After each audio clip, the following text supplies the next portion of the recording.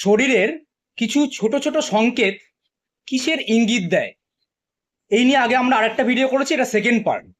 ধরুন আপনার কানে একটা শোঁ শোঁ শোঁ শোঁ সাউন্ড হচ্ছে, মানে আপনি সবসময় মনে হচ্ছে যেন কানের মধ্যে প্রচুর হাওয়া লাগছে, একটা হালকা সাউন্ড আপনি অনুভব করছেন। এটা নর্মালি উচ্চ রক্তচাপ হলে এই প্রবলেম দেখা যায়। বারে বারে হাই তোলা, কাজকর্ম করছেন কিন্তু খানিকক্ষণ অন্তর একটা দীর্ঘশ্বাস ছাড়া নয় নেওয়া, হাই ওঠা। শরীরে যদি অক্সিজেনের অভাব হয় তাহলে এটা প্রচন্ড পরিমাণে হয়। আঙুল ঝিনঝিন করছে, এই আঙুল, পায়ের আঙুল ঝিনঝিন করছে, মনে হচ্ছে যেন কোনো পিঁপড়ে হেঁটে হেঁটে যাচ্ছে, কেমন একটা সুড়সুড়ি লাগছে। এরকম ঘটনা যদি ঘটে তাহলে ভিটামিন বি 12 অভাবজনিত কারণে এটা হতে পারে।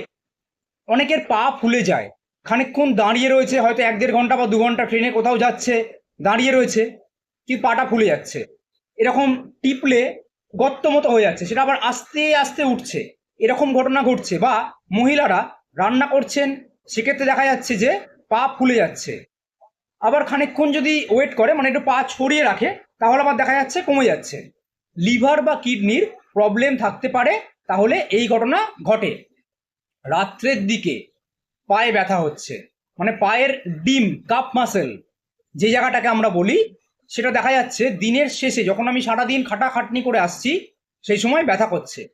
ক্যালসিয়াম এবং ম্যাগনেসিয়ামের অভাব হওয়ার সম্ভাবনা প্রবল। কেন হয়?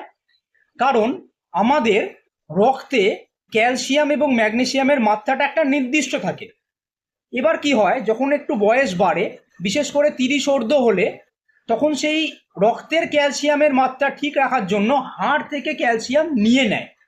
মানে কি, যে হাড়ের ক্যালসিয়ামের মাত্রা কমে যায়, সেক্ষেত্রে হাড়েও ব্যথা হয়, মাসেলেও ব্যথা হয়। তাহলে ক্যালসিয়াম এবং ম্যাগনেসিয়ামের অভাবে রাত্রের দিকে বিশেষ করে পায়ে কাপ মাসেলে ব্যথা হয়।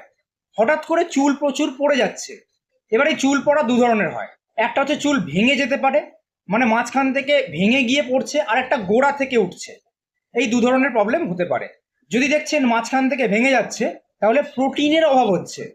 আর যদি দেখছেন গোড়ার থেকে উঠছে, সেটা আবার দুটো প্রবলেম হতে পারে। এক হচ্ছে আপনার স্ক্যাল্পে কোনো সমস্যা হয়েছে, মাথার তালুতে প্রবলেম হয়েছে, অথবা আপনার আয়রনের ঘাটতি দেখা যাচ্ছে।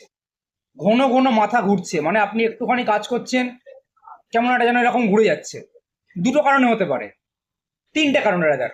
একটা হচ্ছে আপনার প্রেশার লো সম্ভাবনা রয়েছে, দ্বিতীয় আপনার সার্ভাইকাল স্পন্ডাইলোসিস রয়েছে, ঘাড়ে স্পন্ডালাইসিস রয়েছে, এই কারণে হতে পারে। অথবা আপনার শরীরে পর্যাপ্ত পরিমাণ জল নেই, এটার সম্ভাবনাও হতে পারে। জিহবা, জিভের কালার চেঞ্জ যদি হয়ে যায়, তাহলে আপনি শিওর থাকুন আপনার ভিটামিন জনিত কোনো না কোনো প্রবলেম হচ্ছে।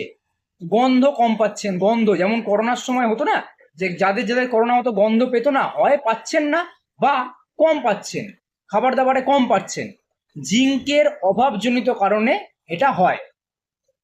কোনো খাবারের গন্ধ আপনি সহ্য করতে পারছেন না, মানে মনে করুন অনেক সময় মাছের গন্ধ, মাংসের গন্ধ, আপনার একটা অস্বস্তি ফিল হচ্ছে, তাহলে সম্ভাবনা বেশি যেটা, সেটা হচ্ছে লিভারের কোনো প্রবলেম হয়েছে, জন্ডিসও হতে পারে। তো এই ভিডিওতে আমরা বেশ কিছু জিনিস জানলাম।